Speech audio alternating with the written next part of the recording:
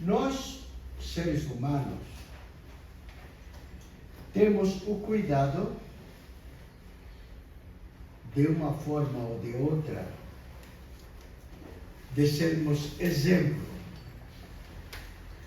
de fazermos o melhor para a nossa família, para as pessoas que amamos, para um modo geral, para a sociedade.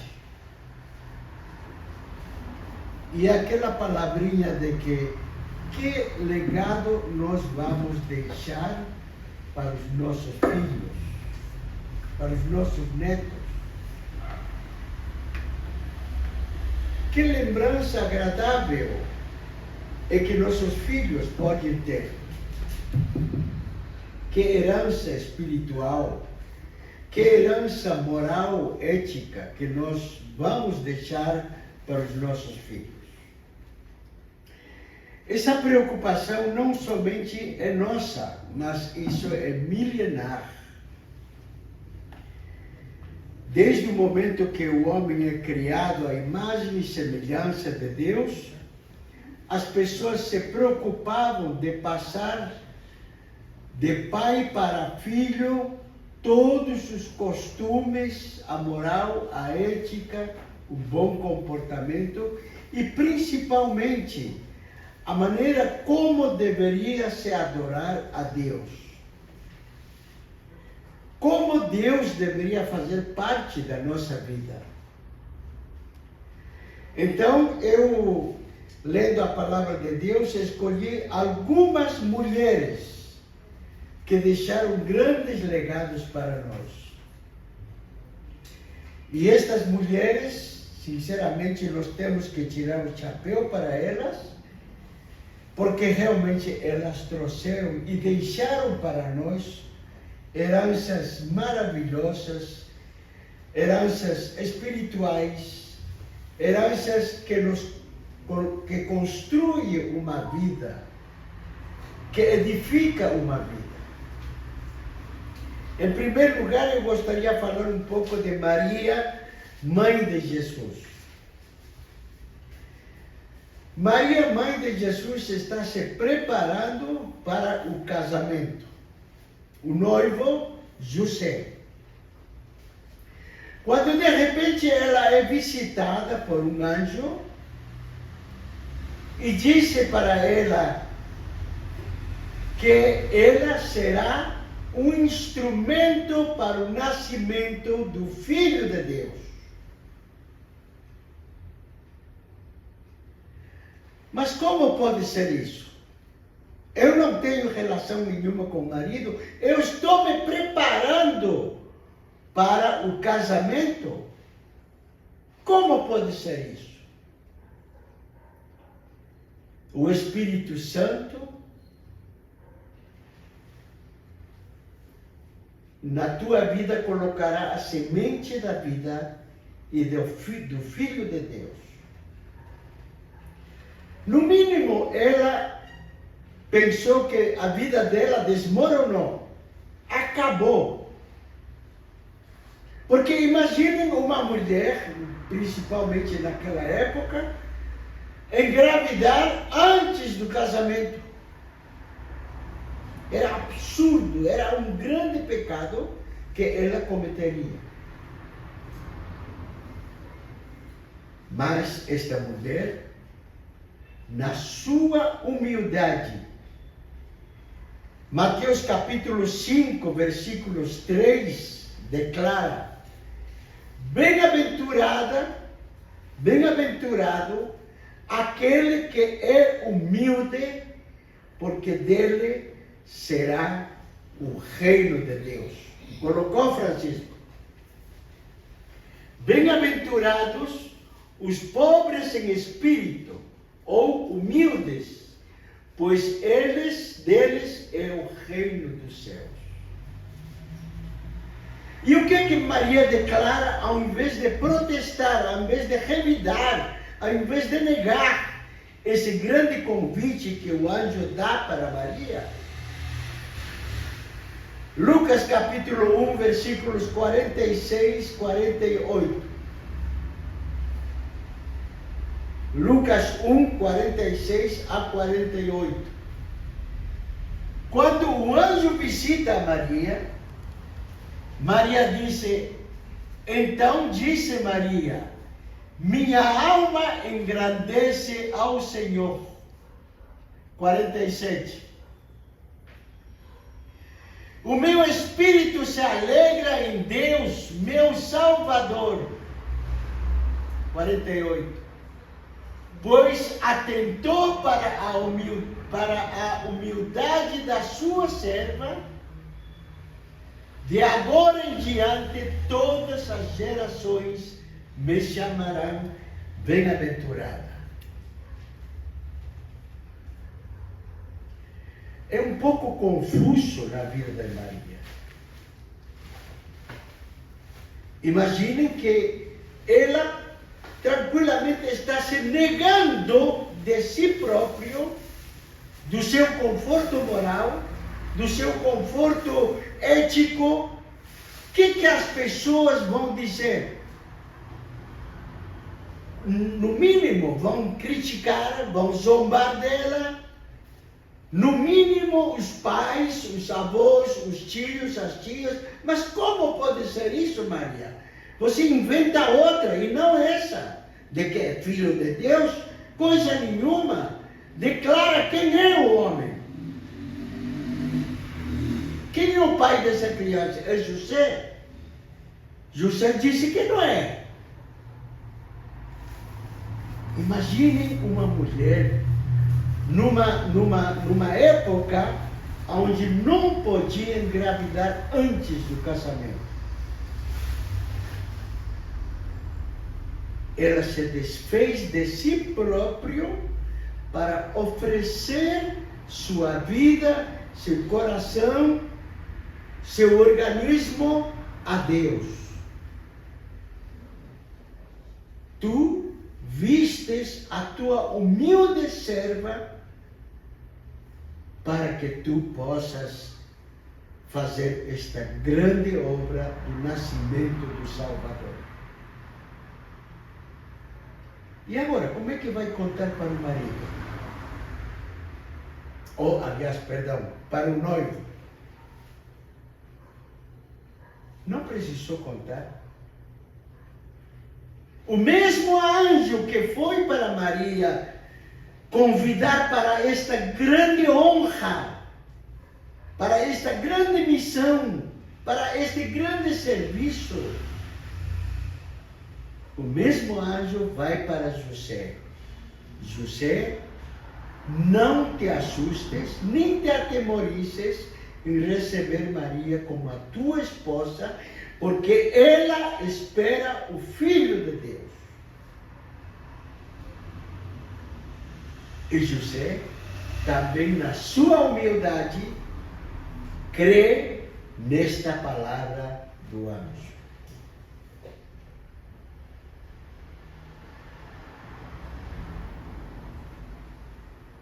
Poderíamos cultivar a humildade de Maria? Poderíamos ter a humildade de Maria, não somente as mulheres, mas também os homens. Somos a tal ponto tão humildes quanto Maria, que deixou o legado da humildade para nós. Tu vistes a tua serva na humildade, e por isto então eu, Maria, me alegro no meu coração. Verdadeiramente, na humildade, Maria se colocou nas mãos de Deus, não se importando das críticas, das zombarias, não se preocupando com a sociedade, o que dirão. O que pensarão dela? Porque ela estava pronta para servir, para que o Salvador, que tanto os judeus esperaram, que tanto o povo de Israel esperou, agora viria. Agora, fazendo um pequeno exegese desta situação, acho que Maria e José, por serem parte do povo de Deus, eles sabiam que nessas épocas viria a nascer o Salvador. Sabiam porque eles liam, eram frequentadores assíduos, eram membros fiéis da sinagoga, no qual eles viram as profecias de Isaías, de Jeremias e tantos outros profetas que anunciavam que Jesus Cristo iria nascer de uma mulher e seria em Belém de Judá. Elas tinham uma desconfiança que por aquelas épocas o povo iria receber o seu Salvador. E essa humildade que Maria e José tiveram de aceitar este grande ministério, como dizendo: usa-me a mim, Senhor, eu estou pronto para te servir. E essa humildade é que nossos cristãos procuramos cultivar em todos os aspectos da nossa vida. No trabalho, na escola, como professor, como médico, como advogado, como dona de casa, como vizinha. As pessoas têm que ver quão humilde você é. A outra pessoa que deixou um legado especial para nós foi Ana. Ana também deixou um grande legado para nós, e o legado dela foi a perseverança na oração. A perseverança no milagre de Deus. Enquanto nós, no século XXI, queremos o milagre para ontem. Não sabemos esperar. Não sabemos escutar a Deus agora, não. Depois eu te darei essa bênção. Porque Deus nos fala. Deus nos se transmite através do seu Espírito, dizendo-nos: agora não, ou não. Mas depois eu te abençoarei. Mas Ana, não importando das críticas, das zombarias da segunda esposa que tinha o marido, ela sempre dizia: eu espero o milagre no Senhor. Humildemente, ela também perseverou na oração. 1 Samuel capítulo 1, versículos 19 ao 20. 1 Samuel 1, 19 e 20. Pois, não, 1 Samuel.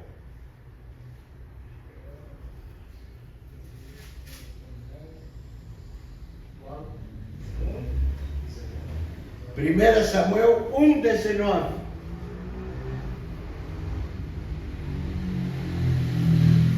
Na manhã seguinte, eles se levantaram e adoraram ao Senhor. Então, voltaram para casa em Ramá. Eucana, o marido, teve relação com sua mulher Ana, e o Senhor se lembrou dela. Amém. Mas isto foi anos e anos. Muitas vezes ela se amaldiçoava: por que eu sou estéril? Por que Deus me fez estéril? Por quê? Estão lembrando da Sara, que também era estéril? E Deus prometendo uma grande nação para Abraão? Como teria uma grande nação se a esposa é estéril? De que maneira? Quando nós fazemos nossas orações devidamente, com humildade, na esperança, na perseverança, Deus nos atende em nossa oração.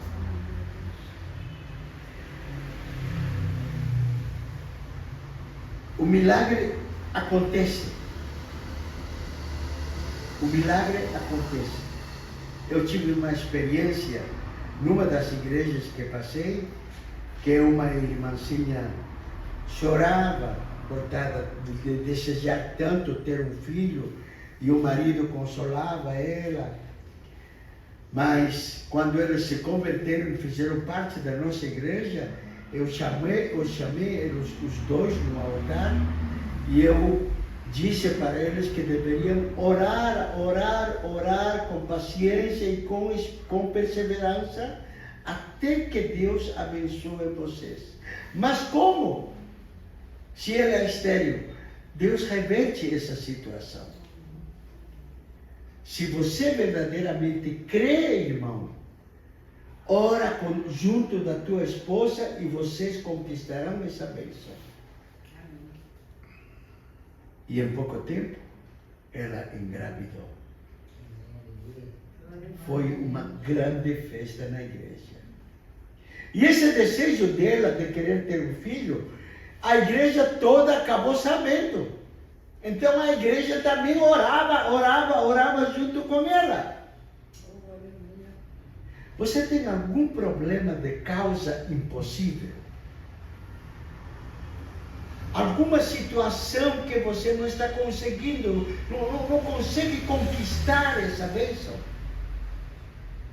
Algum problema que seja psicológico, físico, doença?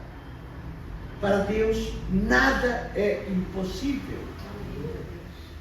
Ele criou do nada tudo que nós vemos, tudo que os nossos olhos enxergam. A ciência está assustada diante dos fatos que falam abertamente de que só um Criador mesmo poderia criar com tanta exatidão, com tanta inteligência, todo o universo e as coisas que temos. Glória a Deus. A NASA foi ontem ou hoje se reuniu para definir de uma vez se eles acreditam em discos voadores, em seres extraterrestres ou não. Acessem o internet, é para isso. Acessem seus internets. E eles disseram simplesmente: não cremos em extraterrestres. O ser humano é o único que vive nesta galáxia. Os nossos satélites viajam a mil anos-luz, a 2000 anos-luz, e não existe planeta que tenha condições de vida, a não ser em outras galáxias. E que no tempo certo, Deus nos comunicará. Então a NASA se manifestou e disse que o ser humano é o único ser inteligente nesta galáxia. Não crê mais em extraterrestres. Amados irmãos, a perseverança na oração de Ana nos ensina de que nós, nas nossas petições, nos nossos pedidos, não podemos esmorecer, desistir tão facilmente. Ana era estéril, definitivamente. E a biologia sabe explicar muito bem o que significa estéril. Mas o que é impossível para Deus quando a vontade dele prevalece? Tanto o marido como ela oravam, pediam a Deus, ao ponto de Ana fazer um voto a Deus, de que se Deus der um filhinho, esse filhinho seria criado na igreja como profeta. E que grande profeta foi Samuel. E que grande profeta. A perseverança é uma virtude. A perseverança nós precisamos cultivar. A nossa igreja tem 13 anos. É um adolescente. É um adolescente. Ainda bem um adolescente e não um aborrecente. Este adolescente, quando virar adulto, vai ser uma grande igreja. E nós daremos testemunho. E nós estamos deixando legados para que a nossa igreja, em breve, será uma grande igreja. É assim que surgem as igrejas, é assim que nascem as igrejas. Você faz parte deste corpo de Cristo. Amém. Outro legado também impressionante que me chamou muita atenção foi Maria Madalena. O que de especial tinha esta mulher? Deixou o legado da coragem. Da coragem.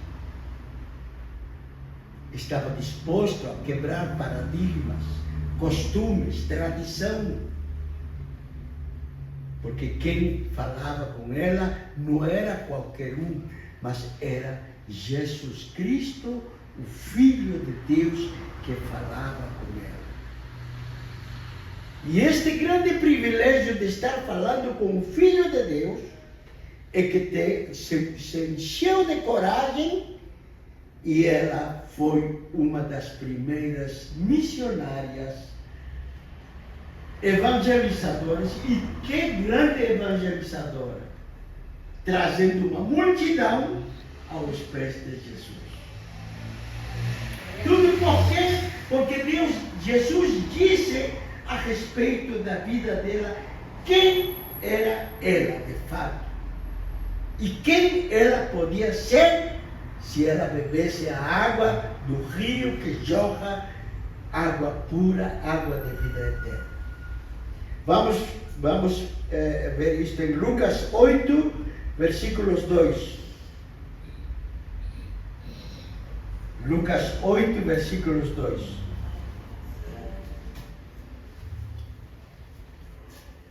E também algumas mulheres que haviam sido curadas de espíritos malignos e doenças. Maria Madalena, de quem havia saído 7 demônios. 7 demônios. Era uma mulher louca, uma mulher que tinha depressão, angústia, solidão, não tinha vontade de viver, tinha uma personalidade contraditória, uma dupla personalidade, e isso fazia dela como uma mulher não quista na sociedade. Mas quando Jesus falou para ela as maravilhas de Deus, libertando do seu pesadelo, libertando dos demônios que cercavam e cuidavam dela, ela foi e ela se tornou uma grande missionária que não largou mais a Jesus. Ela esteve até no momento da morte do Senhor Jesus. O quanto ela amava pela libertação que tinha. Em Mateus capítulo 8, versículos 1 a 8, vamos dar uma leitura. Mateus 8, 1 a 8. Perdão, Mateus 28. Mateus 28. Depois do sábado, tendo começado o primeiro dia da semana, Maria Madalena e a outra Maria foram ver o sepulcro. E eis que sobreveio um grande terremoto, pois um anjo do Senhor desceu dos céus e, chegando ao sepulcro, rolou a pedra da entrada e assentou-se sobre ela. Sua aparência era como um relâmpago e suas vestes eram brancas como a neve. até o 8. Os guardas tremeram de medo e ficaram como mortos. 5. O anjo disse às mulheres: não temam, não tenham medo. Sei que vocês estão procurando Jesus, quem foi crucificado. 6. Ele não está aqui, ressuscitou, como tinha dito. Venham ver o lugar onde ele jazia. 7. Vão depressa e digam aos discípulos dele: ele ressuscitou dentre os mortos e está indo adiante de vocês para Galileia. Lá vocês o verão. Notem que eu já os avisei. As mulheres saíram depressa do sepulcro, amedrontadas e cheias de alegria, e foram correndo anunciando-os aos discípulos de Jesus. 9, último. De repente Jesus as encontrou e disse: salve! Elas se aproximaram dele, abraçaram-lhe os pés e o adoraram. Glória a Deus. Que coragem, hein? Que coragem. Aleluia. Quando o pastor fica falando aí para a gente ter coragem, ter força, ter presença do Espírito, não é dele que está falando. É que Deus está impulsionando a igreja para que nós criemos coragem. Coragem para falar não somente aos discípulos que Jesus ressuscitou, mas coragem para falar ao marido, à esposa, ao esposo. Mesmo que muitas vezes, você já vem com essa história de religião. Eu já falei que não quero ser religioso. Mas persevere falando, porque você está falando as coisas santas de Deus. Um dia eles te agradecerão, porque coração duro, de tanto a água bate, um dia ele fura. Deus tem que fazer um grande milagre na vida das pessoas. Mas se eu não falar, se eu falar com timidez e não com coragem, que resultado vou ter?